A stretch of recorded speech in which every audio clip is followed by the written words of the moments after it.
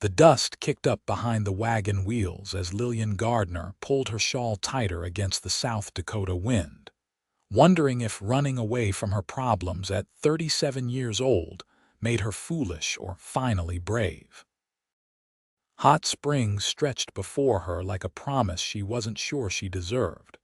The small frontier town nestled in the valley with steam rising from the natural springs that gave it its name. It was 1879, and she had left everything behind in Chicago, the sideways glances from neighbors who whispered about her failed marriage, the pitying looks from women, 10 years younger, who acted as though her life was already over, the humiliation of returning to her childhood home only to hear her own sister say that perhaps Lillian's age had made her too set in her ways for marriage to work. The wagon driver, a grizzled man named Pete who had spoken maybe 20 words during the entire 3-day journey, finally broke his silence. "Hot Springs ain't much, madam, but folks keep to themselves mostly. The springs bring people looking for healing waters. You got family here?" "A cousin," Lillian lied smoothly. She had no one here, which was precisely the point. She had enough money saved from her years working as a seamstress to start fresh, to open a small shop, to build something that belonged only to her. The town appeared bigger as they descended into the valley. Wooden buildings lined a main street that curved along the Fall River, and she could see people moving about their business. A general store, a saloon, a boarding house with a hand-painted sign, a blacksmith's forge sending sparks into the afternoon air. "I'll need a place to stay," Lillian said. "Just until I can find more permanent lodging. Mrs. Chen runs a decent boarding house. Clean beds, good food. She don't tolerate no nonsense, though." "That sounds perfect." Pete pulled the wagon up in front of a 2-story building with a wide porch. A woman emerged, wiping her hands on her apron. She was Chinese, her dark hair streaked with gray, her eyes sharp and assessing. "You need room?" Mrs. Chen asked directly. "Yes, please. I'm new to Hot Springs." "I see that. You running from something or towards something?" The question caught Lillian off guard with its bluntness. "Does it matter?" "Not to me. Just making conversation. Rent is due every Saturday. No men in the rooms. Breakfast included, supper costs extra. You cause trouble, you leave." "I don't plan on causing any trouble, Mrs." Chen's expression softened slightly. "Nobody ever does. Come on, I'll show you the room." The room was small but spotlessly clean, with a narrow bed, a dresser, a washstand, and a window overlooking the street. Lillian set down her 2 carpetbags and allowed herself a moment to simply breathe. She had done it. She had left.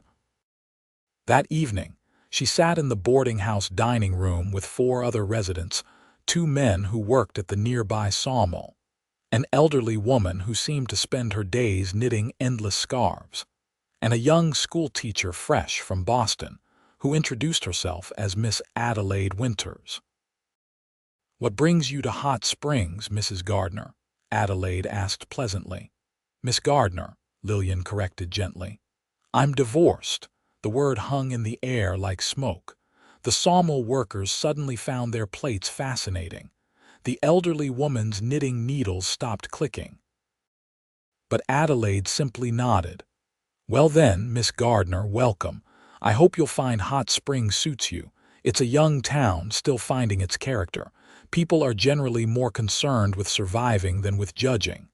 Lillian felt a small knot in her chest loosen. "Thank you. I plan to open a seamstress shop if I can find a suitable space." "Oh, there's a small building on 2nd Street that's been empty since the previous tenant moved to Denver. Mr. Harrison at the bank handles the lease. I could show you tomorrow if you like." "I would appreciate that very much." The next morning, Lillian walked through town with Adelaide, who kept up a cheerful commentary about the various establishments and residents. The empty building on 2nd Street had good bones, Adelaide assured her, though it needed cleaning and some repairs. "The bank's just there." Adelaide pointed to a solid-looking structure with barred windows. "Mr. Harrison is fair, though he drives a hard bargain." "Oh, and that's where Quincy Irving lives when he comes down from the mountains." Lillian followed Adelaide's gaze to a large cabin set back from the main street, built of thick logs with a stone chimney. "Who is Quincy Irving?" "Mountain man. Trapper and guide. He brings furs and game to trade, leads hunting expeditions for wealthy men from the east, helps settlers navigate the Black Hills. Keeps mostly to himself, but he's saved more than a few lives in blizzards and such. Brought down a family last winter that would have frozen to death if he hadn't found them." "Is he here now?" "Oh no, he's up in the mountains most of the time. Weeks or months between visits. There's a woman in town, widow named Mrs. Fletcher, who's been trying to catch his attention for years. She's 25 and quite beautiful, but he's never shown interest. Some say he prefers the solitude. Others say he's just too wild for settling down." They reached the bank, and Lillian pushed thoughts of mysterious mountain men aside to focus on her own future. Mr. Harrison was a portly man with mutton-chop whiskers and a shrewd gaze that reminded her of a calculating banker back in Chicago. "A seamstress shop, you say?" He leaned back in his chair, fingers steepled. "We have Mrs. Patterson, who does some sewing work." "I'm sure there's room for both of us," Lillian said firmly. "I have references from Chicago, and I specialize in ladies' garments, dresses, traveling clothes, alterations. I can also do fine embroidery and lacework." "Chicago, That's quite a change coming out here." "I'm looking for a fresh start, Mr. Harrison. I have capital to invest in inventory and equipment. I'm a hard worker, and I believe Hot Springs is growing enough to support my business." They negotiated for 20 minutes.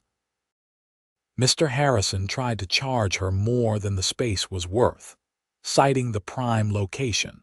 But Lillian had learned a thing or two about business from her failed marriage. Her ex-husband had been a merchant who thought his wife too stupid to understand profit margins.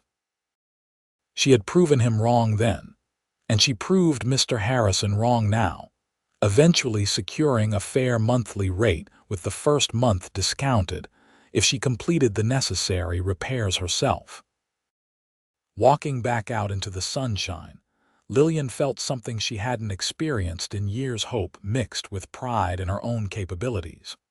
Over the next 3 weeks, Lillian threw herself into transforming the empty building into a proper shop. She scrubbed floors, whitewashed walls, repaired a broken window, and carefully arranged her precious sewing machine in the best light. She hung curtains, built shelving from scrap lumber purchased at the sawmill, and painted a sign that read "Gardner's Fine Sewing" in elegant script. Mrs. Chen occasionally brought her lunch, seeming to approve of Lillian's work ethic. Adelaide visited with books to lend and town gossip to share. Even Mrs. Patterson, the other seamstress, stopped by to introduce herself, a tired-looking woman in her 50s who admitted she could barely keep up with basic mending and was relieved someone could handle the fancier work. "There's a dance coming up next month," Mrs. Patterson said. "Social event to raise money for a proper schoolhouse. Ladies will want new dresses. I'll send them your way if you'd like." "I'd be grateful." True to her word, Mrs. Patterson sent 3 women to Lillian's shop the very next week.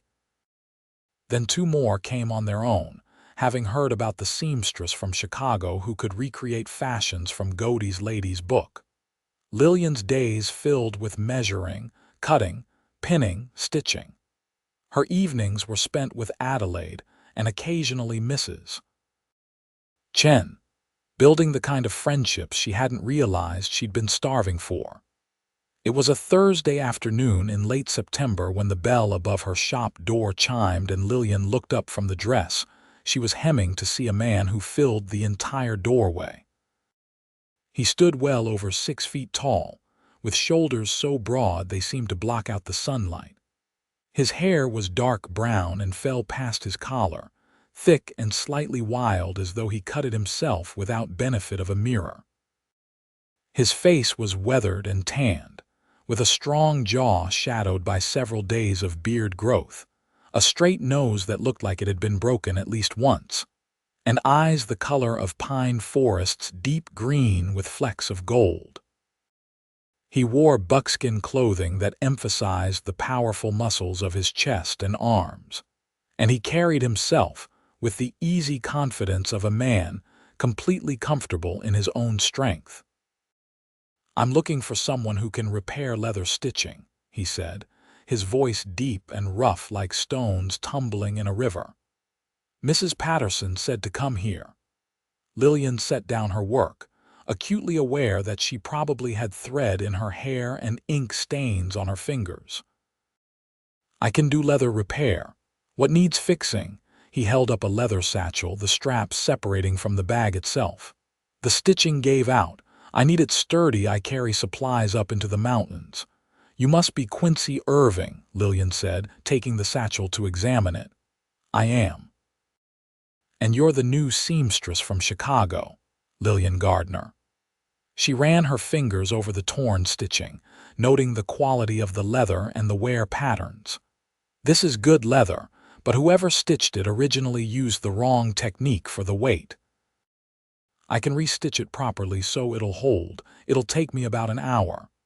I'll pay you fair for the work. It'll be 50 cents. He nodded, then seemed to hesitate. "Mrs. Chen mentioned you're staying at her boarding house." "I am, though I'm looking for a small cottage to rent if I can find one. There's a cabin near mine that's empty. Belonged to a prospector who died last winter. His daughter back east doesn't want it, asked me to find a buyer or renter. It's solid, has a good stove, close to town but private." "How much?" $3 a month. I'd need to clear out his remaining possessions first. It was cheaper than the boarding house and would give her real space of her own. "I'd like to see it. I'll have it ready in a few days. Come by my place Sunday afternoon, I'll walk you over." After he left, Lillian found herself working on his satchel with more care than a simple repair probably warranted. She took out the old stitching completely, punched new holes in a better pattern, and used the strongest thread she had, waxing it for weather resistance. When she finished, the repair was nearly invisible and twice as strong as the original. Sunday afternoon arrived with clear skies and the aspens on the hillsides turning gold. Lillian wore her best walking dress and sturdy boots, telling herself it was simply practical for viewing a cabin and had nothing to do with seeing Quincy Irving again. His cabin was even more impressive up close. The logs were perfectly chinked, the roof was layered cedar shakes, and the windows had real glass. Smoke rose from the chimney, and she could see a large garden plot on one side, now mostly harvested for the season. Quincy emerged as she approached, and Lillian's breath caught slightly. In full daylight, he was even more striking, his shirt sleeves rolled up to reveal forearms corded with muscle, his movements economical and graceful despite his size. "Miss Gardner," he greeted her. "Right on time. The cabin's this way." They walked a narrow path through pine trees, maybe 200 yards from his place. The cabin that emerged from the trees was smaller than Quincy's but charming, with a covered porch and the same attention to solid construction. "I cleared out most of Peterson's things," Quincy said, opening the door. "What's left is furniture too heavy to move easily: the bed frame, a table, 2 chairs, a dresser. You're welcome to them if you want, or I can haul them out." The interior was one large room with a sleeping loft accessible by a ladder. The stone fireplace dominated one wall with a cook stove beside it. The windows let in good light, and the wood floor, though dusty, was well made. "It's perfect," Lillian said honestly. "Better than I expected." "Place needs a woman's touch," Peterson lived like a bear. Quincy walked to the stove and checked the flue. I'll chop you enough wood to get through winter, included in the rent. You'll be my nearest neighbor, so it makes sense to keep an eye out. That's very generous. He turned to look at her directly, and she felt the intensity of his gaze like a physical thing. Mrs. Chen says you came here running from a bad situation. Lillian stiffened. Mrs. Chen talks too much, she worries. So do I about people living out here alone. Are you running from someone dangerous? No. I'm running from a failed marriage and a society that acts like a divorced woman is somehow contagious. Something flickered in his eyes, understanding, maybe sympathy. People in Hot Springs care more about character than history. So I'm learning. She met his gaze steadily. I'm 37 years old, Mr. Irving. I've been married and divorced. I'm too old for romantic notions and too tired for games. I want a quiet life where I can work hard and be left in peace. That's all. 37 isn't old. Try telling that to the people who act like I'm a dried-up spinster. Then they're fools. He said it so matter-of-factly that Lillian felt heat rise in her cheeks. I'm 42, been in these mountains since I was 20. Never married because I never met a woman who wanted the life I lead, and I never wanted to change it. But I've learned that age just means you've lived enough to know what matters. And what matters, Mr. Irving? Honesty, loyalty, pulling your own weight, kindness when it costs you something. He gestured around the cabin. You want this place, it's yours. I'll draw up a simple agreement. Yes, I want it. They shook hands, his palm rough and warm against hers, his grip careful despite his obvious strength. Lillian felt something shift in her chest, a flutter she hadn't experienced in so long she almost didn't recognize it. Over the next week, Lillian moved her belongings from the boarding house to the cabin. Adelaide helped, as did Mrs. Chen, who packed extra food and blankets because winter comes hard in the mountains. Quincy appeared periodically to stack firewood beside the cabin, enough split logs to build a wall, he said with a slight smile that transformed his usually serious face into something almost boyish. You'll want to check the damper every morning, he instructed, showing her the stove's various mechanisms. And keep snow cleared from the chimney in winter. If you ever smell gas, open all the windows and come get me immediately. I'm not helpless, Mr. Irving. Didn't say you were. But this isn't Chicago. Winter here can kill you if you don't respect it. She appreciated that he was trying to help, not condescend. Thank you, I'll be careful. I'm heading up to my trap lines tomorrow, be gone about 10 days. You need anything before I go? No, I'm well supplied. Good hunting. He nodded and turned to leave, then paused. When I get back, maybe you'd have supper with me sometime. I'm not much of a cook, but I can manage a decent venison stew. Lillian's heart did that strange flutter again. I'd like that. His smile was warmer this time, reaching his eyes. Good. True to his word, Quincy disappeared into the mountains. Lillian threw herself into her work, completing 3 dresses for the upcoming dance and taking on additional mending work. The cabin felt like home in ways her marriage house never had. It was hers, earned by her own labor, filled with her own choices. Adelaide visited one evening with tea and cake, settling into one of the chairs by the fire. You've made it lovely here. So much nicer than that awful boarding house room, no offense to Mrs. Chen. None taken, I'm sure. She knows her place is functional, not beautiful. I hear Quincy Irving has been helping you settle in. Lillian recognized that tone. He's been neighborly, yes. He's never been neighborly with anyone else. Mrs. Fletcher is beside herself. She's been trying to attract his attention for 3 years. Mrs. Fletcher is 25 and beautiful. I'm sure she'll survive. Lillian. Adelaide set down her teacup. Has anyone ever told you that you're quite striking? You have the most extraordinary eyes, amber brown like honey, And your figure would make women half your age jealous. Adelaide, please. I'm serious. You carry yourself like you're apologizing for existing. But you're accomplished, intelligent, kind, and yes, beautiful. Your ex-husband was clearly an idiot. Lillian felt tears prick her eyes. He told me I was too old, too set in my ways, too opinionated, that I'd wasted his time because I couldn't give him children. The doctors said it was unlikely I ever would. Then he was cruel as well as stupid. Adelaide reached across to squeeze her hand. Quincy Irving isn't looking at you and seeing your age. He's looking at you and seeing a woman worth knowing. 10 days later, Lillian was working on embroidery when she heard footsteps on her porch.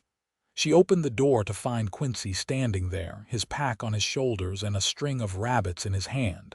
"Successful hunting?" she asked. "Decent. Got my traps set for winter." He held up the rabbits. "Thought you might want fresh meat, and I still owe you supper. Come in, let me get you some coffee. You must be exhausted. Been walking since dawn, but I'm fine." Despite his words, she could see the weariness around his eyes. She poured coffee from the pot she kept warm on the stove and cut thick slices of bread she'd baked that morning. Quincy sat at her table, seeming to fill the entire cabin with his presence. "How are the trap lines?" she asked. "Good. Another few weeks and the pelts will be prime. I'll head back up before the first real snow." He drank the coffee gratefully. "How's your work been?" "Busy. The dance is next week and half the women in town suddenly need new dresses. You going to the dance?" "I wasn't planning on it." "Why not?" Lillian busied herself cutting more bread. "I'm not much for dancing anymore." "That's not an answer." She set down the knife and turned to face him. "Because I'm a divorced woman, Mr. Irving. Because people will whisper. Because I left Chicago to escape exactly that kind of scrutiny. People here don't care about that, Mrs. Fletcher might." His eyebrows rose. "What does she have to do with anything?" "I hear she's been trying to gain your attention for years. She wants a husband who'll give her status and security. I'm not interested in being anyone's prize." He stood, crossing the small space between them in 2 strides. "I'm interested in having supper with a woman who knows her own mind, who isn't afraid of hard work, who looks at these mountains with wonder instead of fear. Go to the dance, Lillian. Let people whisper if they want. Or go with me, give them something real to talk about." Her breath caught. "You're asking me to the dance?" "I am. You don't strike me as the dancing type. I'm not, but I'll make an exception." She searched his face, seeing only sincerity in those green-gold eyes.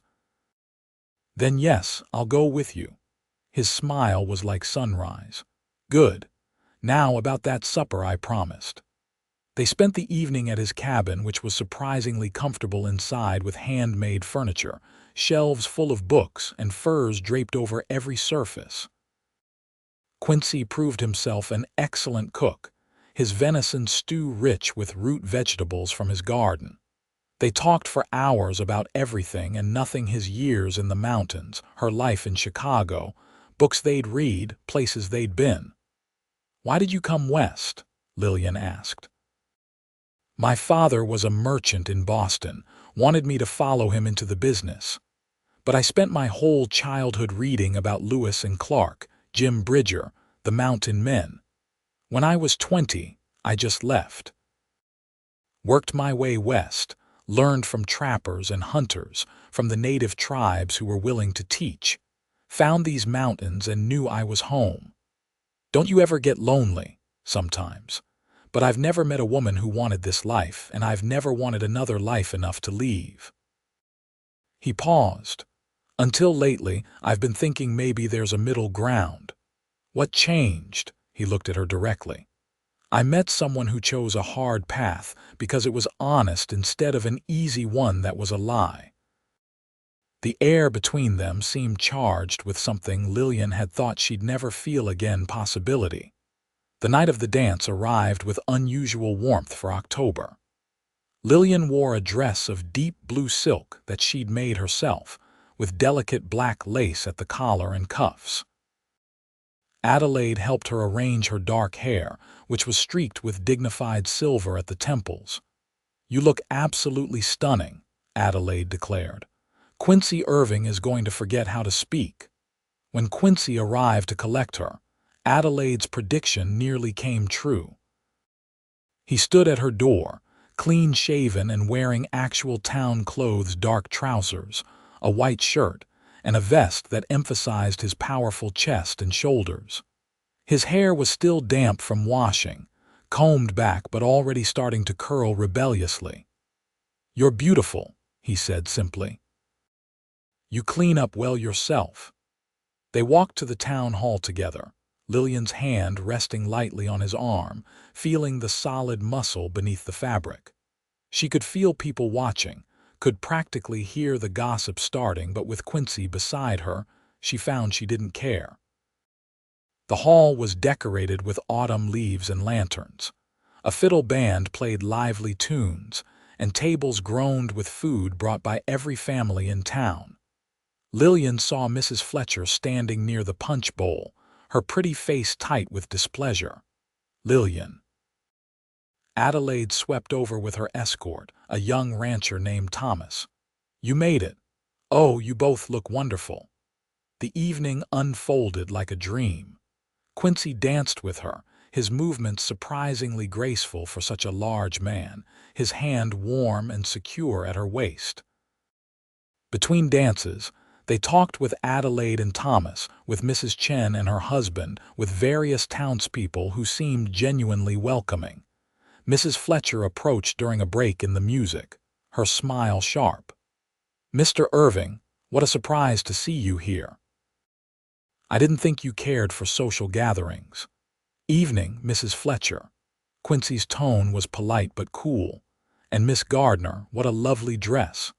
Though I must say that style was fashionable about 5 years ago, wasn't it? But I suppose at your age staying current must be challenging." Lillian felt the old shame rising, the automatic impulse to apologize for existing, but Quincy's hand tightened on her waist. "The dress is perfect," he said firmly. "Lillian could wear a flower sack and still be the most beautiful woman here. Now if you'll excuse us, Mrs.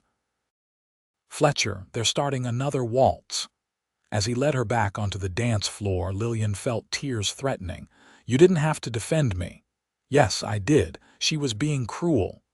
He pulled her closer, lowering his voice. "Listen to me, Lillian. I don't care that you're 37. I don't care that you've been married before. All I care about is that you're brave and smart and kind, and when I'm with you, I don't feel like I'm choosing between the mountains and companionship. I feel like maybe I could have both." "Quincy, I'm not good with pretty words. I'm a mountain man, not a poet. But I know what I feel. And I feel like I've been waiting 42 years to meet someone like you, someone whose wisdom and strength match your beauty, someone worth coming down from the mountains for." The music swirled around them, and Lillian let herself lean into his strength, let herself believe that maybe, just maybe, she deserved this. "I was told my age made me past marriage," she whispered, "that I was too old for new beginnings. Then whoever told you that was a fool. You're not past anything, you're just getting started." He smiled down at her. "And if you'll have me, I'd like to be part of that new beginning." "I'd like that too." They stayed until the dance ended, then walked slowly back toward her cabin under a canopy of stars so bright they seemed close enough to touch. At her door, Quincy took both her hands in his. "I'm heading back up to the trap lines tomorrow," he said. "But when I come back down in about 3 weeks, I want to court you proper. If you're willing." "I'm willing." He leaned down and kissed her softly, his lips gentle despite the obvious strength in his body. It was a kiss full of promise, of patience, of a man who knew how to wait for things that mattered. The next morning, Lillian woke to find a massive pile of firewood stacked beside her cabin and a note tucked into her door. "Stay warm. I'll think of you every day, Quincy. The 3 weeks passed slowly. Lillian filled her time with work, completing orders and taking on new projects. She made curtains for her cabin, pickled the last vegetables from Mrs. Chen's garden, and took long walks in the foothills, learning to read the landscape the way Quincy had described. Adelaide visited frequently, full of excitement about the budding romance. The whole town is talking about it in the best way. Even Mrs. Patterson said she's never seen Quincy Irving look at anyone the way he looks at you. It feels too good to be true, Lillian admitted. Like I'm going to wake up and find it was all a dream. That's fear talking. The fear that you don't deserve happiness. But you do, Lillian. You absolutely do. On the 21st day, Lillian was working on a complicated dress pattern when she heard footsteps on her porch. She opened the door to find Quincy standing there, his pack laden with furs, his face weathered from weeks in the high country, his eyes lighting up when he saw her. "I'm back," he said unnecessarily. "I can see that." She was grinning like a fool and didn't care. "Give me an hour to clean up and store these pelts, then have supper with me. I'll bring dessert."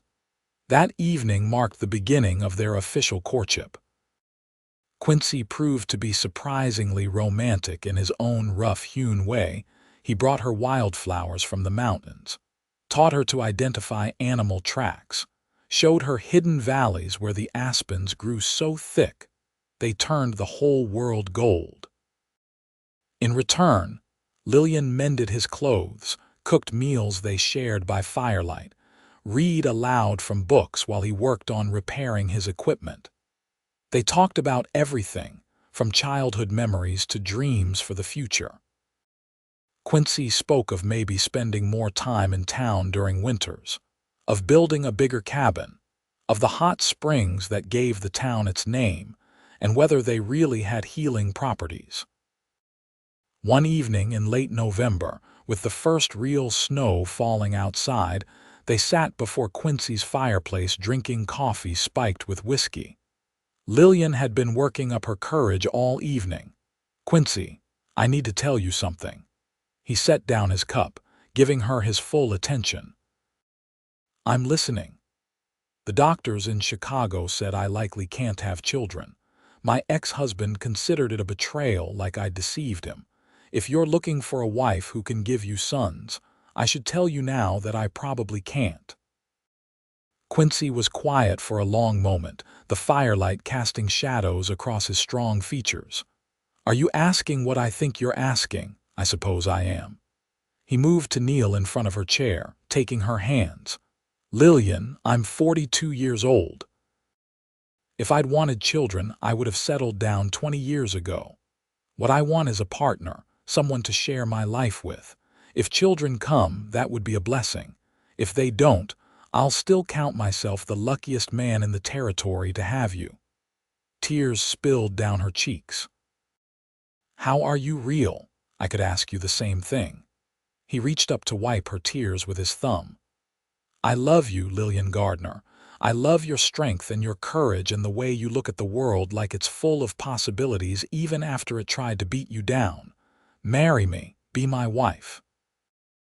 Build a life with me here in these mountains." "Yes," she whispered. "Yes, absolutely yes." He kissed her then, deep and passionate, and Lillian felt like she was finally, truly home. They married in December in a simple ceremony at the Hot Springs Church, with Adelaide as her attendant and Pete the wagon driver standing up for Quincy. Mrs. Chen cried openly, and even Mrs. Patterson dabbed at her eyes. Mrs. Fletcher was conspicuously absent, but Lillian found she didn't care at all. The wedding supper was held at the boarding house, with Mrs. Chen preparing a feast that drew half the town.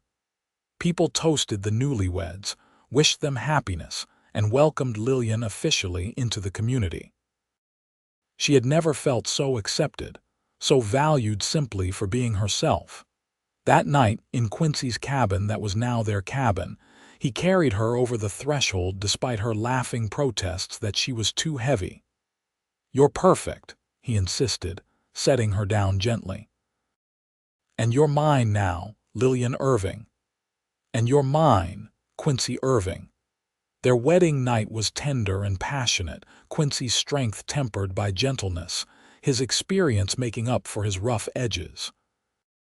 He made love to her like she was precious, like she was worth every moment of waiting, and Lillian felt beautiful in a way she had never experienced before. In the morning, she woke wrapped in her husband's arms, his breathing deep and even against her hair. Through the window, she could see fresh snow covering the world in pristine white, and she thought about how far she had come from that dusty wagon ride into town just a few months ago. Winter settled over Hot Springs like a thick blanket. Quincy had been right about the cold. It was fierce and unforgiving, with storms that could last for days. But their cabin was warm and well-stocked, and Lillian found she loved the enforced intimacy of winter, the long evenings by the fire, the mornings waking to find the world transformed by snow. She continued her seamstress work, though at a slower pace. Quincy spent his days checking his trap lines, hunting for fresh meat and ensuring their supplies held out. In the evenings, they would sit together, Lillian sewing while Quincy carved or read, their silence comfortable and companionable. One night in January, a blizzard howled outside with such ferocity that the cabin walls shook. Quincy added more wood to the fire and pulled Lillian close on the bearskin rug before the hearth. "Nights like this, I used to wonder what it would be like to have someone to share them with," he said quietly. "Someone who wasn't afraid of the isolation, who could see the beauty in the wildness." "I was so afraid when I came here," Lillian admitted. "Afraid I was too old to start over, too damaged to ever be happy again. And now I know that everything I went through led me here to you. I wouldn't change a moment of it because it made me who I am, someone strong enough to deserve you." He kissed her temple. "I'm the one who doesn't deserve you, but I'm keeping you anyway." In February, Lillian woke feeling nauseated, a sensation that persisted for several days. She dismissed it as something she ate, but when it continued into the second week, a wild hope began to grow in her chest. Mrs. Chen, who had become a dear friend, noticed her pale face at church one Sunday.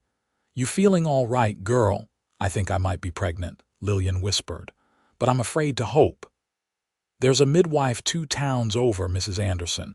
She's got the sight for these things. I could send word for her to come." 3 days later, Mrs. Anderson arrived, a capable woman in her 60s who examined Lillian with professional efficiency. "You're pregnant, all right," she announced. "Maybe 2 months along. Baby should come in early September if my calculations are right."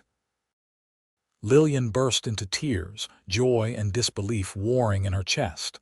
"But the doctors said I couldn't." "Doctors can be wrong. Bodies can change. Or maybe you just needed the right partner and the right circumstances." Mrs. Anderson patted her hand. "Either way, you're going to be a mother." "Congratulations." Telling Quincy that evening was one of the sweetest moments of Lillian's life. He had been chopping wood behind the cabin, his shirt off despite the cold, muscles moving under his skin as the axe rose and fell. She watched him for a moment, marveling that this powerful, beautiful man was her husband. "Quincy, I have news." He set down the axe, concern crossing his face at her serious tone. "What is it?" "I'm pregnant. We're going to have a baby." For a heartbeat, he just stared. Then he let out a whoop of pure joy, swept her up in his arms, and spun her around. "We're having a baby. Lillian, we're having a baby. Careful, you'll make me dizzy." He set her down gently, his hands going to her still flat stomach with something like awe. "I thought you said it wasn't likely." "The doctors were wrong. Or maybe this is just meant to be." "Meant to be," he repeated softly. "Like you and me." The pregnancy progressed smoothly, though Lillian was more tired than usual and her appetite became unpredictable. Quincy became impossibly protective, trying to prevent her from doing any heavy work, hovering anxiously whenever she felt the slightest discomfort. "I'm pregnant, not made of glass," she reminded him gently. "I know, but you're carrying our child, our miracle. I just want to take care of you both." Adelaide visited frequently, bringing baby clothes she was knitting and advice she'd gathered from married friends. Mrs. Chen appeared with special teas and soups designed to strengthen expectant mothers. Even Mrs. Patterson contributed tiny garments she'd sewn, her tired face brightening as she shared memories of her own children, now grown and scattered across the country. Spring came slowly to the mountains, the snow melting to reveal brown grass that would soon turn green. Lillian's belly swelled, and she had to alter all her dresses to accommodate her changing shape. Quincy built a cradle from pine wood, sanding it so smooth that Lillian ran her hands over it in wonder. "It's beautiful," she said. "You made this for our son or daughter. Whoever they are, they'll be loved." In July, with Lillian now heavily pregnant and the summer heat making her uncomfortable, Quincy made a decision. "I'm not running my trap lines this season. I'm staying right here. Quincy, we need the income from the furs. We have enough saved. And I'm not leaving you alone this close to your time. If something happened and I was days away in the mountains, I'd never forgive myself." She knew better than to argue when he used that tone. Besides, she was secretly relieved. The baby was active now, kicking and rolling, and sometimes she felt overwhelmed by the reality of impending motherhood. "I'm scared," she admitted one evening. "I'm 38 years old, having my first baby. What if something goes wrong? Mrs. Anderson will be here. She's delivered hundreds of babies, and I'll be right beside you every moment." He pulled her close, his hand resting on her belly where their child kicked enthusiastically. "We'll face it together like everything else." The first pains came on September 3rd, a week before Mrs. Anderson had predicted. Quincy sent Pete racing to fetch the midwife while he helped Lillian into bed, his strong hands gentle as he supported her through each contraction. Mrs. Anderson arrived within 2 hours, taking charge with brisk efficiency. Adelaide came too, having insisted on being present to help however she could. The labor was long and difficult. Lillian had heard that first babies took their time, but she hadn't anticipated the relentless intensity of it. Quincy stayed at her side, letting her grip his hand hard enough to leave marks, murmuring encouragement even when she was sure she couldn't continue. "You're the strongest woman I know," he told her during a particularly brutal contraction. "You survived a bad marriage, started over in a strange place, built a new life from nothing. You can do this." As the sun set on September 4th, with Lillian exhausted and convinced she might die from the effort, Mrs. Anderson said the words she'd been desperate to hear. "The baby's crowning." "One more big push, Lillian." She bore down with everything she had left, feeling a burning pressure and then sudden relief as the baby slipped into the world. A thin, angry cry filled the cabin. "It's a boy," Mrs. Anderson announced, quickly cleaning the infant. "A healthy baby boy." Quincy was crying openly as Mrs. Anderson placed their son in Lillian's arms. The baby was red-faced and wrinkled, with a shock of dark hair and eyes that would probably turn the same green gold as his father's. "He's perfect," Lillian whispered, exhausted and exhilarated. "Quincy, look at him. He's perfect. He is, just like his mother." Quincy kissed her forehead, then very gently touched one finger to their son's tiny hand. The baby immediately grasped it, and Quincy made a sound halfway between a laugh and a sob. "Hello, son. I'm your father." They named him Peter Quincy Irving, after the wagon driver who had brought Lillian to Hot Springs and started this entire journey. Pete himself was so honored he actually teared up when they told him, gruffly insisting he didn't deserve such a thing. "You brought me to the place where I found my life," Lillian told him. "You deserve every bit of honor we can give you." The first months of motherhood were exhausting and wonderful in equal measure.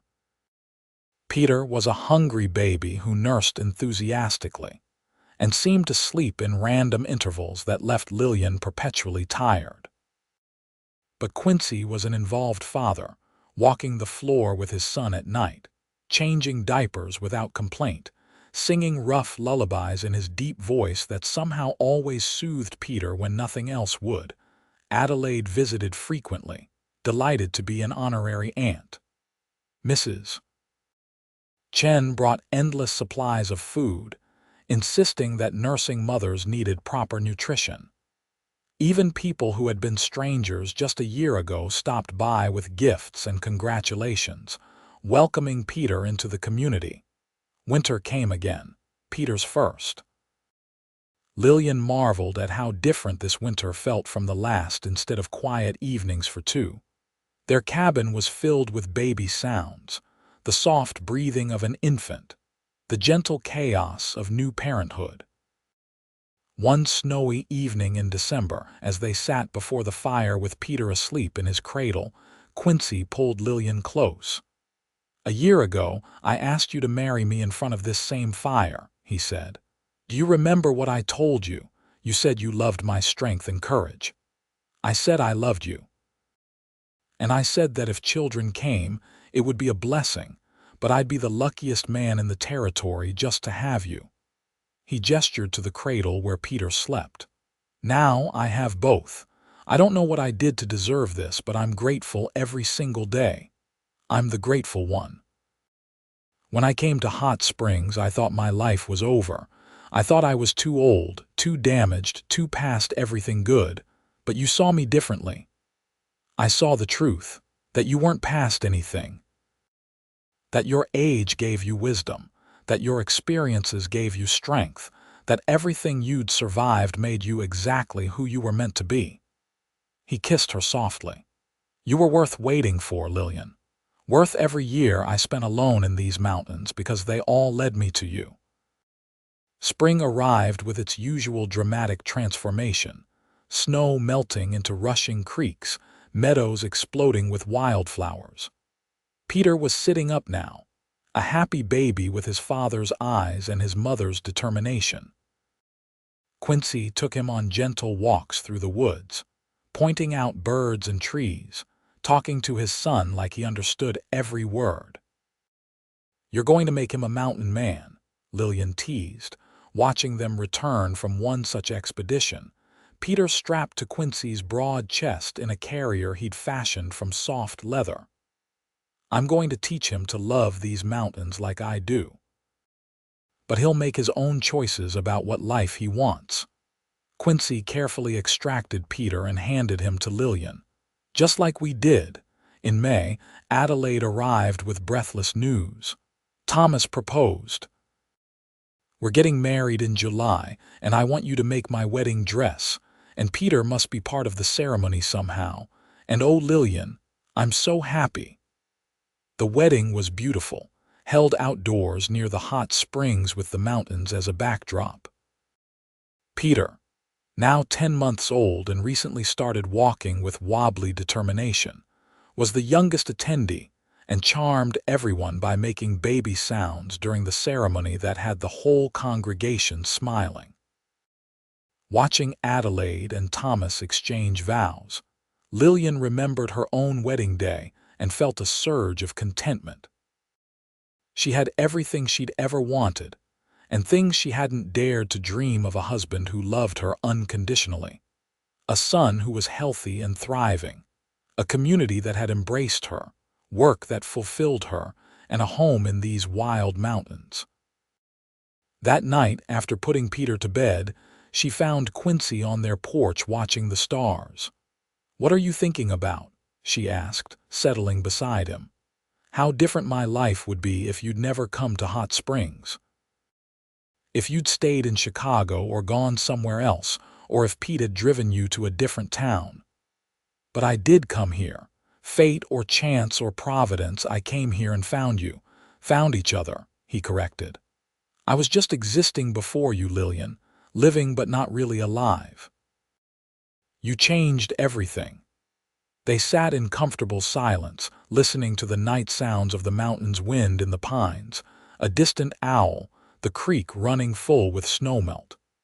Inside, Peter made a small sound in his sleep, and both of them automatically tensed, waiting to see if he'd wake. When he settled back into quiet breathing, they relaxed again. "You ever regret leaving Chicago?" Quincy asked. "Never, not even once. Coming here was the bravest thing I ever did, and it gave me the best life I could imagine." She took his hand. "I regret the years I wasted believing I wasn't worth happiness, but I don't regret the journey that led me here." The years unfolded like the seasons, each one bringing changes and growth. Peter grew into a sturdy toddler, then a curious child who followed his father everywhere, learning to track animals and identify plants. When he was 3, Lillian discovered she was pregnant again, a surprise that delighted them all. "Peter's going to be a big brother," she told Quincy. "How does he feel about that?" "I'm not sure he understands yet, but he will." Their daughter was born in April 1884, an easier labor than Peter's had been. They named her Margaret Adelaide Irving after both their mother's and Lillian's dear friend. She had Lillian's dark hair and amber eyes, and from the moment she entered the world, she had her father wrapped around her tiny finger. "I don't know how to raise a daughter," Quincy confessed, holding Margaret with obvious terror of breaking her. "You'll figure it out. You're already a wonderful father to Peter." "Peter, I understand. He wants to explore and climb and get dirty, but she's so small and delicate," Lillian laughed. "Give her time. She might surprise you." Margaret did indeed surprise them all. As she grew, she proved to be fearless, determined to keep up with her older brother in everything.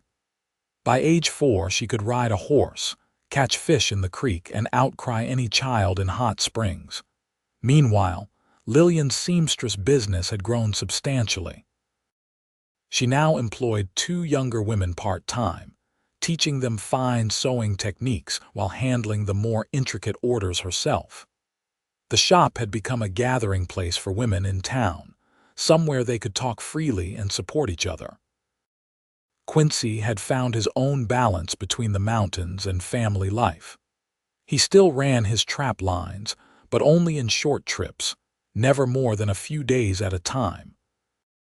He'd also begun guiding hunting expeditions and teaching tracking skills, work that brought in good money and allowed him to be home most nights. One evening in the summer of 1887, with Peter now 7 and Margaret 3, the family gathered for supper at the large table Quincy had built to accommodate their growing household.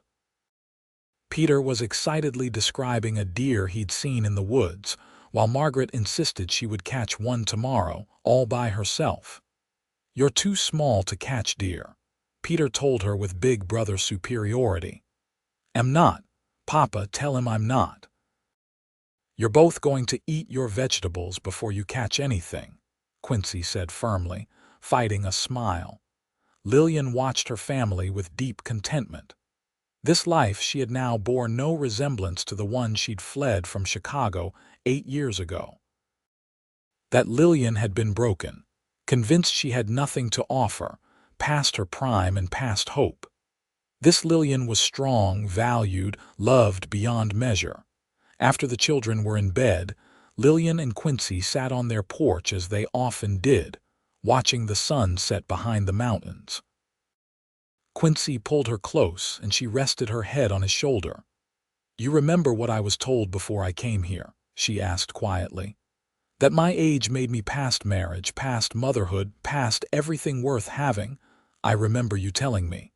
Why?" "Because I was thinking about how wrong they were. How my age didn't make me past anything. It gave me the wisdom to recognize something real when I found it, to appreciate this life in ways I never could have when I was younger."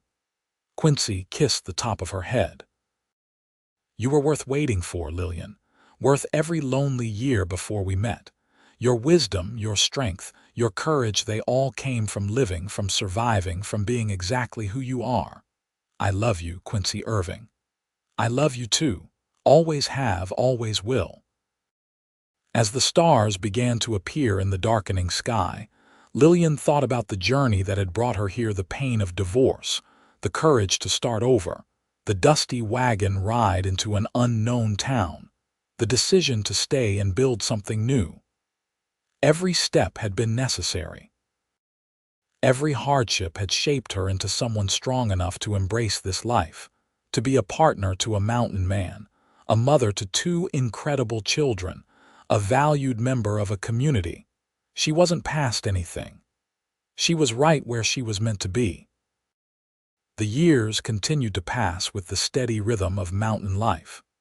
Peter grew tall and strong like his father, equally at home in the wilderness or in town. He had Quincy's way with animals and tracking, but also his mother's patience and careful attention to detail. By the time he was 12, he was helping his father guide hunting expeditions, earning his own money and swelling with pride at being treated like a partner. Margaret remained fearless and determined. She learned to shoot, ride, and navigate the mountains with skill that impressed even seasoned hunters who came through town. But she also spent hours with Lillian learning to sew, developing a delicate touch with embroidery that contrasted beautifully with her rough and tumble outdoor pursuits. "She contains multitudes," Adelaide observed one afternoon, watching Margaret transition seamlessly from helping deliver a foal to creating intricate lacework. "She's like her mother that way," Quincy said proudly. "Strong enough for anything, but with a gentle heart." In 1890, when Lillian was 48 and Quincy 53, they faced their first real crisis.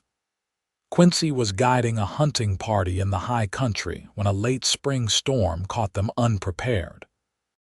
He managed to get his clients to safety, but not before spending 2 days in freezing conditions that left him with severe frostbite on his left hand. Doc Morrison, who had set up practice in hot springs a few years earlier, did what he could, but the damage was extensive. Quincy lost 2 fingers and had reduced mobility in the rest of that hand. "I'm finished as a guide," he said bitterly, staring at the bandaged hand. "Can't shoot properly, can't set traps. What good am I? You're alive," Lillian said firmly.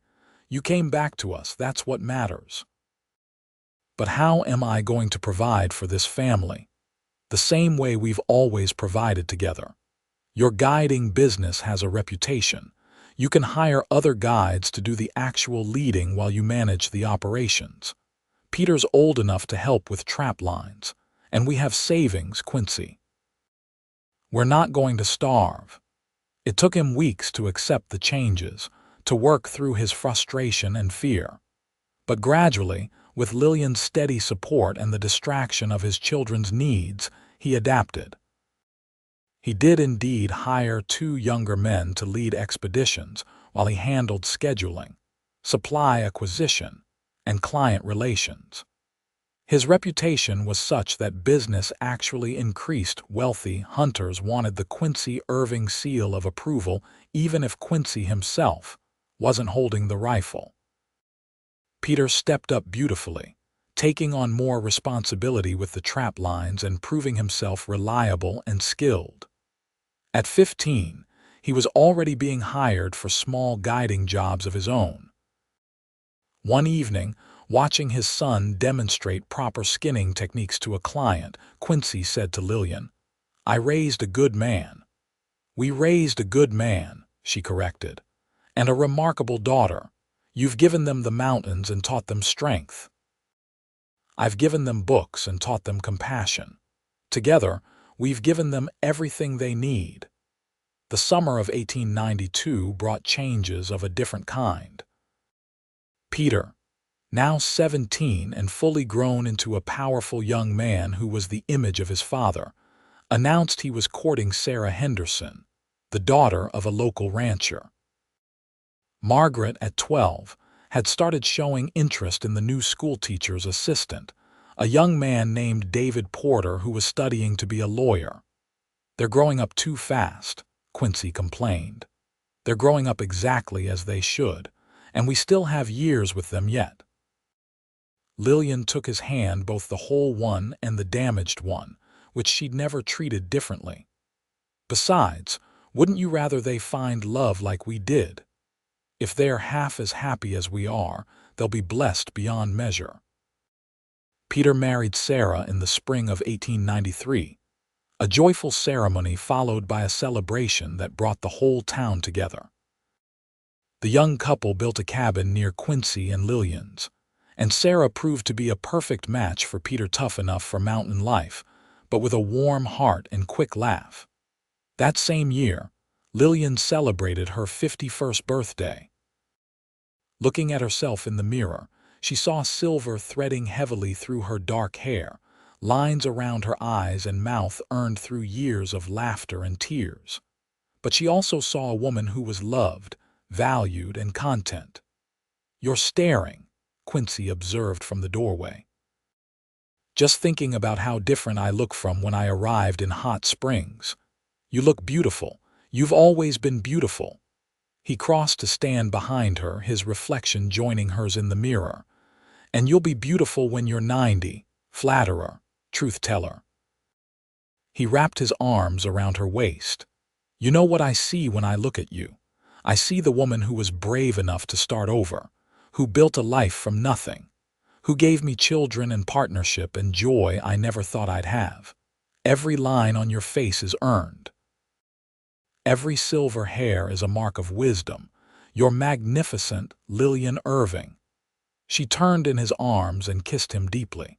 After all these years, his touch still made her heart race. Margaret left for boarding school in the fall of 1894, determined to get a proper education before deciding what she wanted to do with her life. Lillian cried sending her daughter away, but also felt fierce pride at raising a girl confident enough to seek her own path. "She'll come back," Quincy assured her. "The mountains are in her blood, same as Peter. He was right." Margaret returned 2 years later with a teaching certificate and a quiet determination to open a school specifically for girls in Hot Springs, teaching not just reading and arithmetic, but also practical skills like bookkeeping, basic medicine, and even some wilderness survival. "I want girls to know they can be anything," she explained. "Like you showed me, Mama. You were a divorced woman in a new town and you built a successful business and a beautiful family. I want other girls to know that's possible." David Porter, now a practicing lawyer, supported her vision completely. They married in 1897, and together they opened the school in a building David helped fund. Within a year, they had 20 students from Hot Springs and surrounding areas. Peter and Sarah gave Lillian and Quincy their first grandchild in 1896, a boy they named Quincy Peter Irving Jr. 2 more followed in quick succession, twin girls born in 1898. Margaret and David had their first child, a daughter, in 1899. "We're grandparents 4 times over," Lillian marveled, holding the newest granddaughter. "How did that happen?" "Time," Quincy said simply. "Beautiful, blessed time." The new century arrived with celebration and reflection. On New Year's Eve 1899, Lillian and Quincy stood on their porch watching fireworks that the town had scraped together funds to purchase. Peter and his family were in their cabin nearby. Margaret and David were hosting a party at their house in town. Around them, the community they'd helped build over 2 decades thrived and grew. 20 years since we met," Lillian said softly. 20 years since I stepped off Pete's wagon and thought I was starting a quiet life of solitude. Got a bit more than you bargained for. Got everything I never dared to dream of." She looked up at him, this man who had seen worth in her when she could barely see it in herself. You told me once that my age didn't make me past anything, that my wisdom made me worth the wait. I meant every word. I know you did. And you were right. I wasn't past marriage or motherhood or happiness. I was just getting ready for the right version of all those things, the version that would actually fit who I was. Quincy pulled her close as the fireworks painted the sky in brilliant colors. Here's to the next 20 years, Lillian Irving, and the 20 after that if we're lucky. We're already the luckiest people I know. They were indeed fortunate. The years that followed brought the expected mixture of joy and sorrow, triumph and challenge. They lost Mrs. Chen in 1902, mourned her deeply, and helped establish a scholarship in her name for young women wanting to learn practical trades. Adelaide's husband Thomas passed in 1904, and they supported their dear friend through her grief. But there was abundant happiness too. More grandchildren arrived. Peter and Sarah had 6 in total, Margaret and David 4. Lillian's seamstress business eventually passed to a young woman she'd trained, though Lillian still took special orders and taught advanced techniques. Quincy's guiding operation became one of the most respected in the region, with Peter running the day-to-day operations. In 1909, Lillian turned 67 and Quincy 72. They celebrated with a massive party that brought together 3 generations of family and friends from across the territory. Looking around at the gathered crowd, Lillian was struck by how many lives had touched theirs, how many connections they'd built. Speech. Someone called out and the crowd took up the cry. Quincy stood, still powerful despite his age, and pulled Lillian to her feet beside him. Most of you know our story. How Lillian came to Hot Springs 30 years ago, how we met and married. But what you might not know is that Lillian had been told she was too old for new beginnings, too old for marriage, for motherhood, for happiness. Lillian felt tears prick her eyes as he continued. Turns out, 37 isn't too old for anything except maybe believing other people's nonsense. Lillian wasn't past her prime, she was just getting started. And I was a 42-year-old mountain man who'd convinced himself he was meant to be alone. We were both wrong about what our lives could be. He raised his glass. So here's my advice to anyone who'll listen: it's never too late to start over. Never too late to find love. Never too late to build the life you're meant for. Age doesn't make you past anything. It gives you wisdom to recognize the good things when they finally arrive. And if you're blessed enough to find someone who sees your worth, who values your wisdom, who loves you for exactly who you are, hold on tight and never let go. The crowd erupted in cheers and applause. Lillian hugged her husband, surrounded by children and grandchildren and friends, filled with gratitude for every moment of this wild, beautiful journey. Worth the wait, she whispered to Quincy. Worth everything, he whispered back. They lived to see the Great War touch even their remote mountain community, sending young men to fight overseas.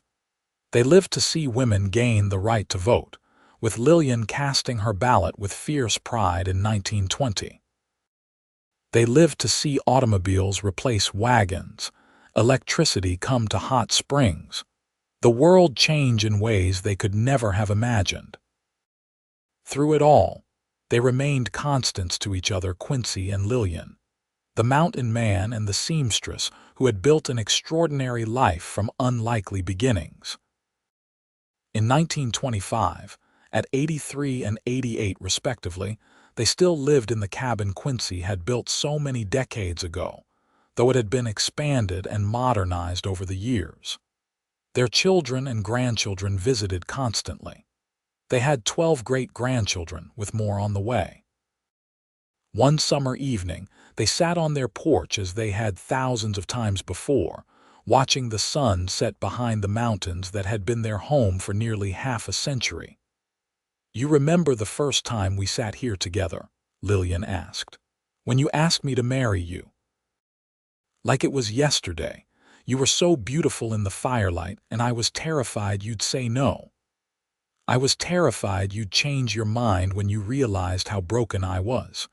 You were never broken, Lillian, just bent a little like we all are. But you straightened yourself out, built yourself back stronger. He took her hand, his grip still firm despite the arthritis and the missing fingers. You gave me everything I never knew I needed. We gave each other everything. They sat in peaceful silence as the stars began to emerge. Somewhere in the house, they could hear Margaret's voice as she prepared supper, could hear the laughter of grandchildren playing in the yard. The whole world had changed around them, but the mountains, the family, the love, this remained constant. Lillian, Quincy said quietly, if I could go back and change anything about our lives, do you know what I'd change? What? Not a single thing. Every moment led us here. Every hardship, every joy, every choice. I wouldn't trade any of it. Neither would I. She squeezed his hand. They told me I was too old, too past everything. They were wrong about everything except one thing. I was past believing their lies. I was past settling for less than I deserved. I was past accepting that my best years were behind me. Your best years were just beginning. Our best years were just beginning. As darkness settled over the mountains and their family gathered for the evening meal, Lillian thought about the journey that had brought her to this moment. The pain of divorce had led to the courage to start over. The loneliness had led to independence. The belief that she was past everything had led to discovering she was past nothing at all. She had been told her age made her past marriage. But Quincy had seen the truth that her wisdom, her strength, her very age made her exactly who she needed to be, made her worth waiting for, made her perfect. And together, they had built something that would outlast them both, a legacy of love, of second chances, of refusing to believe that life was over just because society said it should be. Their children carried that forward, teaching their own children that age was just a number, that wisdom came from living, that the best things in life were often worth waiting for. That night, lying in the darkness with Quincy's breathing steady beside her, Lillian felt complete peace. She had lived fully, loved deeply, and proved wrong everyone who had ever doubted her. She had been blessed beyond measure, not despite her age when she started over, but in many ways because of it. She was past nothing. She had been through everything, and it had all been worth it. In the morning, when the sun rose over the mountains once again, Lillian Irving woke beside her husband of 46 years and knew that her story, their story, was one of triumph. Not because everything had been easy, but because when faced with the belief that her best days were behind her, she had chosen to prove that wrong. She had chosen to begin again. And in doing so, she had found everything.